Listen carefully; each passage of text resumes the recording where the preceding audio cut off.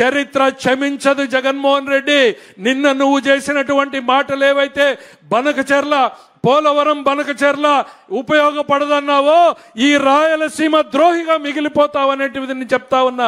నీళ్లు లేక అల్లాడుతున్నటువంటి ఈ రాయలసీమకి నీళ్లు రావడానికి ఉన్న ఏకైక మార్గం పోలవరం నీటిని తీసుకుని రావడమే.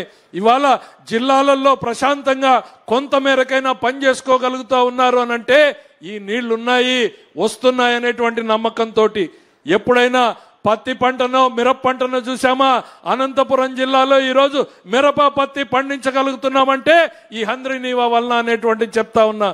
ఒక్క సంవత్సరంలో 100 రోజుల్లో రెట్టింపు సామర్థ్యాన్ని చేసి చూపించినటువంటి ఈ నాయకుడికి జేజేలు పలకాల్సినటువంటి అవసరం మనందరికీ ఉంది అనేటువంటిది ఈ సందర్భంగా తెలియజేస్తూ, రాయలసీమ జీవితాల్ని మార్చేందుకు చంద్రబాబు నాయుడు గారు పనిచేసిన దాంట్లో 1% కూడా జగన్మోహన్ రెడ్డి గారు 5 ఏళ్లలో చేయలేదు.